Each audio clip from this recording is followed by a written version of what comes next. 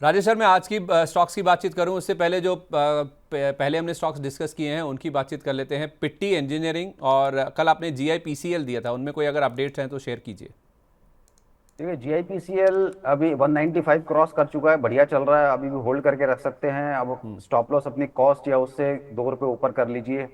पिट्टी इंजीनियरिंग के अंदर स्टॉप लॉस मैंने आपको कर दिया था कॉस्ट का, वही बना के रखे रहिए, या तो प्रॉफिट बुक कीजिए या फिर अपनी कॉस्ट के साथ बैठे रहिए। ट्रेल ऊपर करके लाएंगे वो हिट हो जाएगा, उसका कोई मतलब नहीं है। बिल्कुल, कल भी आपने यही फिर कहा एक था, 990 हमारा हज़ार ई के। क्लर्क्स वो बहुत हाँ अच्छा चल रहा है। हाँ हाँ, please sir, please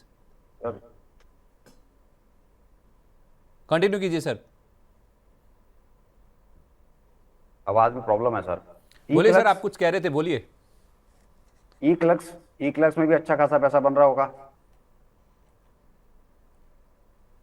okay, Sandeep भाई की आवाज फिर गायब। ठीक है। नहीं, मैं सर बोलूंगा तो आपको आवाज़ आएगी ना। मैं बोल रहा था, मैं आपको सुन रहा था।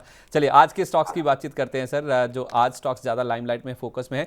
एक सर, मुझे हिंदुस्तान कॉपर पर आपका व्यू चाहिए। हिंदुस्तान कॉपर में कल ओएफएस खुला था, जिस वजह से स्टॉक नीचे गिरा था। 9.5% का डिस्काउंट था जिस पर फ्लोर प्राइस तय किया गया था। अब अच्छा रिस्पॉन्स मिला है नॉन रिटेल से, 3.5 गुना के आसपास का, तो इन्होंने ग्रीन शू ऑप्शन भी एक्सरसाइज कर लिया है। रिटेल पैसा लगाए नहीं लगाए सर? बिल्कुल लगाना चाहिए, लोअर लेवल पे भी इसको लेना चाहिए। 480 एक बहुत अच्छा सपोर्ट है, वहां तक भी मिलता है तो ऐड करना है। ऊपर में भी जो मैं टारगेट देख रहा हूँ वो 590 620। और जिस तरह से कॉपर में तेजी बनी हुई है उसका पूरा फायदा हिंदुस्तान कॉपर को मिलेगा। गवर्नमेंट ने बोला है अब इसके बाद कोई दूसरा ओएफएस नहीं आएगा, तो एक वो ओएफएस का जो ओवरहैंग था अब यहाँ से अब इसके लिए पूरी तरीके से खत्म हो गया। तो बिल्कुल इसमें आप पार्टिसिपेट कीजिए, लोअर लेवल पर भी लीजिए। यही मैंने आपको एलआईसी में भी कहा था, 380 के नीचे जब भी मिले आप ले लो। 450 का टारगेट है, वहां से एलआईसी बहुत अच्छा मूव दे चुका है। और ये जो ओएफएस वाला हैंगओवर की आप बात कर रहे हैं ना सर, वो ओएफएस का हैंगओवर खत्म हुआ है हिंदुस्तान जिंक पे एक्चुअली। बातचीत जो डर था या फिर बाजार में एक कहते हैं ना कि एक कंसर्न था, वो हिंदुस्तान जिंक को लेकर था कि यस वहाँ पे एग्जैक्टली, शायद सरकार ना हिंदुस्तान भेज जिंक। दे। हाँ, तो यस उसमें आप देखेंगे तो मूव काफ़ी अच्छा बन रहा है। सिल्वर के प्राइजेस का तो इम्पैक्ट है ही है, लेकिन ये वाला जो आप बात बोल रहे हैं ना कि सरकार कह रही है यहाँ से कोई ओएफएस और नहीं आएगा, उसका हिंदुस्तान जिंक पे काफ़ी अच्छा जिंक। पॉजिटिव असर पड़ा है। बढ़िया चल गया सर ये स्टॉक। इसको ना एक्सटेंड कर दीजिए आप, चार्ट को 1 महीना कर दीजिए। 1 महीने में बहुत बढ़िया मूव आ गया। सिल्वर के प्राइजेस भी $70 के आसपास आ गए, तो 15% के आसपास का मूव आ गया सर पिछले 1 महीने में। अब यहाँ से क्या अपसाइड की गुंजाइश है? जिन्होंने नीचे लिया है वो प्रॉफिट बुक करें? नहीं नहीं, बिल्कुल होल्ड करके रखें। जिस तरह से अब आप कह रहे हैं सिल्वर के प्राइसेस, हम चार्ट भी देख रहे हैं, अच्छा ब्रेकआउट है। और हिंदुस्तान जिंक के चार्ट में भी बहुत अच्छा ब्रेकआउट हुआ है ₹610 के ऊपर। तो बिल्कुल ये कंटिन्यू करना चाहिए मेरे हिसाब से, न्यू हाइज आने चाहिए। 680 690 के लेवल दिख रहे हैं। ठीक है, होल्ड करें जिनके पास है। स्टॉप लॉस दे दीजिए सर। स्टॉप लॉस आप लगा लीजिए 570 के नीचे क्लोजिंग बेसिस। एमटा टेक में क्या करें? एमटा टेक में एक खबर आई है आज सर, 127 करोड़ रुपए का इनको ऑर्डर मिला है। अब ऑर्डर का साइज इतना बड़ा नहीं है, लेकिन सर जिस संस्था से इनको ऑर्डर मिला है ना वो प्रेस्टिजियस है। इनको ऑर्डर मिला है nuclear power corporation of India से, और पूरी जो रैली बनी थी ना वो न्यूक्लियर पावर के दम पर ही बनी थी कि इनका एक्सपोजर वहाँ पे है, और उसी वजह से स्टॉक 1700 वाला 8500 8600 तक जाता हुआ दिखा भी था। करेक्शन के बाद दोबारा चलना शुरू हुआ है सर। आज जो ऑर्डर मिला है उस वजह से क्या दोबारा एक buying interest, renewed buying interest दिखेगा इसमें? थोड़ा सा वेट करेंगे, एक्चुअली ना एक बीच वाले लेवल पे खड़ा हुआ है। तो काउंटर 7400 के ऊपर निकले, और या काउंटर जो एक इसमें गैप दिखाई दे रहा है वो गैप थोड़ा सा बढ़, क्योंकि जो अपर सर्किट मारता हुआ ये बहुत सारे गैप्स छोड़े हुए हैं 5-5% के। या जी। तो उस लेवल के आसपास मिलेगा तब लेंगे, और वो लेवल होना चाहिए करीब आपका 5800 से 6000 तक, या तो उस रेंज में लेंगे या 7400 ब्रेक करने के बाद लेंगे। अदरवाइज कोई बड़ा मोमेंटम आता नहीं दिख रहा अभी। ठीक है, ओके। साइंट में क्या करें सर? साइंट में आज 4.5% का अप मूव है। 2 हफ्ते के एवरेज से 500% का वॉल्यूम राइज है। कुछ मिड कैप साइड के जो आईटी स्टॉक्स हैं ना वो धीरे धीरे पिक करना शुरू हो गया। आपने हैप्पीएस्ट माइंड्स की बात करी थी, इक्लक्स हमने डिस्कस किया भी था। साइंट भी उस लिस्ट में शामिल हो रहा है क्या? सर बिल्कुल, साइंट के अंदर बहुत अच्छा कल भी ब्रेकआउट था, आज उसने इसको कैरी किया है। ₹970 के ऊपर जब तक ये काउंटर है, बिल्कुल किसी भी डिक्लाइन पे लीजिए। मुझे लग रहा है ये काउंटर 1500 की तरफ जाने को तैयार है। 1500? ठीक है, मतलब डिप्स पे लेते चलें धीरे धीरे। बिल्कुल, हाँ जी। ठीक है। चार्ट स्ट्रक्चर पूरी तरीके से चेंज हो गया है। ओके, ठीक है। टीएमपीवी में क्या करें सर? जो सियरा ईवी लॉन्च हुई थी ना उसको लेकर इन्होंने टाटा कम्युनिकेशन के साथ एक करार किया, एक पार्टनरशिप की है सियरा को नए फीचर्स देने के लिए, जिसमें built in 5G cellular connectivity feature जोड़ने के ऊपर इन दोनों कंपनियों का फोकस है। आपने टीएमसीवी मुझे याद है बोला था, टाटा ग्रुप में आपको काफ़ी पसंद है। अब टीएमपीवी और टाटा कम्युनिकेशन कहाँ पे खड़े हैं? देखिए टीएमपी भी 315 चल रहा है। अगर एक हफ्ते का अगर व्यू है तो एक बार इसमें पोजीशन आप बना सकते हो। स्टॉप लॉस लगाइएगा इसमें 305 रुपए का। तो यहाँ से एक 10 से 15 रुपए का अप मूव आने वाले एक हफ्ते में मिल सकता है टाटा अच्छा। Motor passenger vehicle. अच्छा, ठीक है, एक दूसरा महीने आपने कहा का व्यू। टाटा कम्युनिकेशन। हाँ जी। टाटा कम्युनिकेशन भी बहुत ठंडा स्टॉक है, 1663 का भाव है, कोई फिलहाल नहीं कुछ इसमें लग रहा है। 1730 के ऊपर की क्लोजिंग आएगी, उसके बाद सोचेंगे क्या करना है, फिलहाल अवॉइड। अच्छा। सर, होनासा कंज्यूमर में आज गिरावट है क्योंकि इन्होंने एक एक्विजिशन की घोषणा की थी जो कि इन्होंने कॉल ऑफ कर दिया है।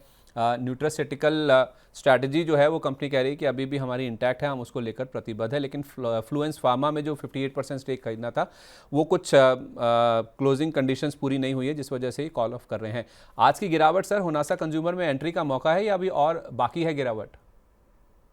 नहीं देखिए, आज अपने 20 डे मूविंग एवरेज पर काउंटर आ गया है 472.73।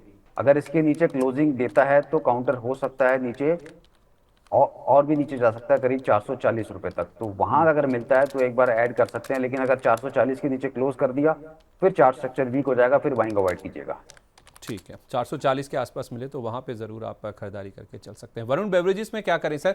खबर अच्छी लग रही थी इसमें, आज वॉल्यूम बेस्ड एक्टिविटी काफ़ी ज़्यादा है वरुण बेवरेजेस में। 2.5% नीचे है स्टॉक, 425% वॉल्यूम राइज है 2 हफ्ते के एवरेज के हिसाब से। ये सर नॉन अल्कोहल बेवरेजेस में तो है ही है, अब इन्होंने अल्कोहलिक ड्रिंक्स बिजनेस में भी एंट्री कर ली है। कीवा स्पोर्ट्स स्पिरिट्स के नाम से इन्होंने एक सब्सिडरी कंपनी का गठन भी किया है। बाजार ने इस खबर को पसंद नहीं किया है सर, ऊपर खुल के ये बाद में फिजल आउट होगी पूरी तेजी। क्या शो कर रहा है ये? सर देखिए, चार्ट वीक है, अगर याद हो तो शायद 470 480 पे भी बात की थी, मैंने कहा था कि भी नहीं लेना है, इसको अवॉइड कीजिए, चार्ट स्ट्रक्चर खराब हो चुके हैं। उसके बाद कंटिन्यूअस काउंटर गिरता गिरता अब आप देखेंगे तो 425 पे आ चुका है। अब अगर 420 के नीचे क्लोजिंग कर देगा काउंटर तो हो सकता है ये काउंटर आपको 400 380 की रेंज में आता हुआ दिखे। अभी भी कोई ऐसा साइन नहीं है कि जो मैं कहूँ कि अच्छी खासी रैली इसमें बन जाएगी। तो एक बार सिग्नल आने दीजिए बाय साइड का, एटलीस्ट के काउंटर को 450 के ऊपर क्लोज आने दीजिए, उसके बाद हम सोचेंगे क्या करना है। अदरवाइज काउंटर भी और लोअर लेवल ही लगातार दिखेगा। सेजिलिटी इंडिया में क्या करें सर? सेजिलिटी इंडिया आज वायदा बाजार में एंट्री हुई है सर इस शेयर की, और सेजिलिटी भी चल रहा है, इसके साथ साथ बैंक ऑफ महाराष्ट्र भी चल रहा है। इथर एनर्जी में मूव काफ़ी अच्छा है, नए कॉन्ट्रैक्ट्स बनने शुरू हुए हैं, उसका इम्पैक्ट है या फिर और भी कोई रीज़न है कि ये बीटन डाउन नेम्स है? नहीं देखिए, अगर स्पेशली सेजिलिटी की अगर मैं बात करूँ तो किसी भी हायर लेवल पे अगर आप फंसे हुए हैं, आपको मौका मिल रहा है तो निकलने की कोशिश कीजिएगा। कोई बहुत ज़्यादा चार्ट स्ट्रक्चर पॉजिटिव नहीं है अब, क्योंकि अब एफ एंड ओ में आ गया है तो अभी वैसे ही अब इसको चलने में दिक्कत आएगी। तो मेरे हिसाब से कभी भी, शायद आपको मैंने पहले भी ये बात बोली थी, अब 47 30 रेंज में मिलता है तो एक बार एग्जिट कर लीजिए। क्योंकि होता है क्या, देखो मेरा तो यही मानना है, 40 रुपए का काउंटर है, अगर आप इसको एफ एंड ओ में लेके आ रहे हैं तो सिर्फ इसीलिए कि जो म्यूचुअल फंड एचएनआई बेचारे फंसे हुए हैं उनको एक आपको मतलब आर्बिट्राज का या हेजिंग करने का ऑप्शन दे देते हैं कि चलो भाई कॉल बेचते रहो, पुट खरीद लो, कुछ भी कर लो, ताकि आपकी कुछ कॉस्ट कम हो जाए। अदरवाइज कोई रीजन नहीं है ऐसे काउंटर को एफ एंड ओ में लाने का। ठीक है, ओके। सर, आज ना 4-5 ब्लॉक डील्स हुई हैं जिसमें आप नोट कर लीजिए। एक तो है वेल्सपन कॉप, दूसरा ग्रो है, तीसरा इसमें रूबिकॉन रिसर्च है, फिजिक्स वाला है। ये कुछ 4-5 नाम हैं जिनमें बड़ी ब्लॉक डील्स हुई हैं आज के सेशन में, और स्टॉक्स में उसका इम्पैक्ट देखने को मिल भी रहा है। ग्रो भी, वेल्सपन कॉप भी, सारे पॉइंटर्स क्या क्या ब्लॉक डील हुई है ये सामने आपके चलते हुए नजर आएंगी। सर, चार्ट देख के बताइए इन ब्लॉक डील्स के बाद अब होना क्या चाहिए, फोकस क्या होना चाहिए स्टॉक्स पर? देखिए, वेल्सपन कॉर्प ने जिस हिसाब से तेजी दिखाई है ना, ये पिछले 4-5 साल में करीब काउंटर ये 10 टाइम्स हो चुका है। तो चार्ट स्ट्रक्चर फिलहाल बहुत पॉजिटिव है, लेकिन जो कल की कैंडल बनी है वो ये बता रही है कि एक बार इसका बॉटम अब बन रहा है। हो सकता है और हायर लेवल को ये अचीव करे, लेकिन अब इसमें से एग्जिट लेने की सोचिए और एक सिग्निफिकेंट करेक्शन का वेट कीजिए जो आ सकता है, जो काउंटर को 2000 या 1900 तक भी लेके आ सकता है। वहां देखेंगे दोबारा एंट्री लेनी है तो फिलहाल एक बार अभी एंट्री मत कीजिएगा और हायर लेवल पे बुक करने की कोशिश। अच्छा, एक्मे सोलर में क्या करें सर? इन्होंने 130 मेगावाट का एक पीपीए साइन किया है इनकी सब्सिडरी कंपनी ने। मुझे याद है सर, लास्ट टाइम जब मेरी आपसे बातचीत हुई थी तो आपने कहा था कि इसमें टारगेट नहीं दिया था, आपने कहा था कि इसको राइड कीजिए क्योंकि ऑल टाइम हाई पे स्टॉक खड़ा है। 402 रुपये के आसपास का भाव था उस समय, 360 रुपये का स्टॉप लॉस लगा के स्टॉप लॉस ट्रेल करते हुए चलिए और इस स्टॉक को आप होल्ड करिए। अभी भी वही व्यू है?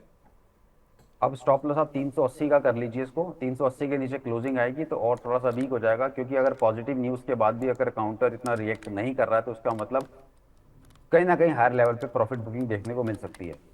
तो आप 380 का स्टॉप लॉस लगाइए और होल्ड कीजिए इसको। 380 का स्टॉप लॉस लगा के आप इसको होल्ड करके चलिए। जेएसडब्ल्यू एनर्जी में क्या करें सर? जेएसडब्ल्यू एनर्जी में सुप्रीम कोर्ट में एक हेयरिंग होने वाली थी।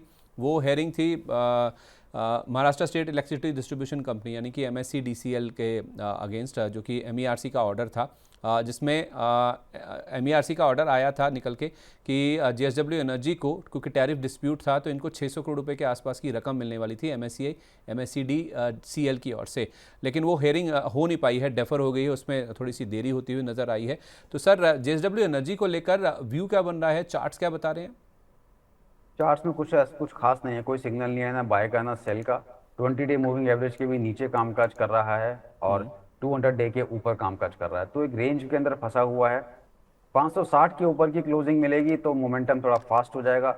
लोअर साइड में अगर 530 525 आता है तो वहाँ एक इसमें बाइंग देखने को मिल सकती है। तो अभी इन लेवल पे कुछ मत करो, या तो 525-30 का वेट करो या फिर 560 के ऊपर निकलने का। अच्छा, 5 स्टार बिजनेस फाइनेंस में क्या करें? 521 रुपये का भाव है सर। आज 230% का वॉल्यूम राइस है, अच्छे वॉल्यूम्स के साथ इसमें बाइंग इंटरेस्ट है। एवरेज वॉल्यूम कुछ 4.25 लाख शेयरों का होता है, आज 12.5 लाख शेयरों का वॉल्यूम ऑलरेडी देखने को मिल चुका है। ये वॉल्यूम्स के साथ जो बाइंग इंटरेस्ट है, क्या दिखा रहा है कि स्टॉक नए तेजी की तरफ बढ़ रहा है? बढ़ सकता है। कल की कैंडल इसमें डोजी बनी थी और 200 दिन के मूविंग एवरेज पर बनी थी, तो शायद वो एक अच्छा सपोर्ट इसके लिए बन सकता है। 495 495 का स्टॉप लॉस लगाओ। फ्रेश इसमें ऐड भी कर सकते हैं। 495 के नीचे की क्लोजिंग आपका स्टॉप लॉस हो जाएगा। पहला टारगेट ऊपर में रहेगा, इसके अंदर आप 540 रुपये, और 540 निकलने के बाद 570। 570, ठीक है। आज के लिए कोई नया नाम सर? देखिए, नया नाम में एक मेरे को TT के प्रेस्टीज अच्छा लग रहा है, एक इसमें मोमेंटम आता दिख रहा है, तो आप उस पर नज़र बना के चल सकते हैं। 610 के आसपास का काउंटर है, 480 का स्टॉप लॉस, सॉरी 580 का। और टारगेट? टारगेट 670। टारगेट 670 रुपये का, ठीक है। तो TT के प्रेस्टीज में आप खरीदारी कीजिए। लेवल्स आपको स्क्रीन पर दिख जाएंगे चलते हुए। 610 का भाव है, 30 रुपये नीचे 580 रुपये का स्टॉप लॉस लगाइए। ऊपर में पाने के लिए आपके पास हैं 60 रुपये, यानी कि खोने के लिए 30 रुपये, पाने के लिए 60 रुपये, तो 1:2 का रिस्क रिवॉर्ड है। 670 के टारगेट के लिए आप यहाँ खरीदारी करके चल सकते हैं। बहुत शुक्रिया आपका राजेश जी, अपना कीमती समय हमारे साथ शेयर करने के लिए। काफ़ी सारे स्टॉक्स डिस्कस हुए हैं, कोई डिस्क्लेमर? जिन भी स्टॉक्स पे बात की है, पर्सनल तो कोई होल्डिंग नहीं है, क्लाइंट्स के पास हो सकती है, क्योंकि क्लाइंट्स को हम सेम लाइन पे रिकमेंड करते रहते हैं। कोई भी ट्रेड लेने से पहले अपने वित्तीय सलाहकार की राय जरूर ले लें। स्टॉप लॉस का ध्यान रखें, क्वांटिटी इतनी रखें कि अगर स्टॉप लॉस हिट होता है तो आपकी कैपिटल का 1% से ज़्यादा लॉस ना हो। थैंक यू सो ठीक मच। है, 5 अक्टूबर का मैं दिन याद रखूंगा सर, डेट 5 अक्टूबर। आप कह रहे हैं कि नया हाई लग सकता है? 1-2 दिन आगे पीछे। यही मैं सुनना चाह रहा था, क्योंकि आप बहुत प्रिसाइसली, बड़े एग्जैक्टली आप कह रहे थे कि 5 अक्टूबर को ही लग जाएगा, तो 1-2 दिन का मार्जिन तो इधर उधर चलता है। बहुत शुक्रिया आपका Rajesh ji. Wish you very good day at sir.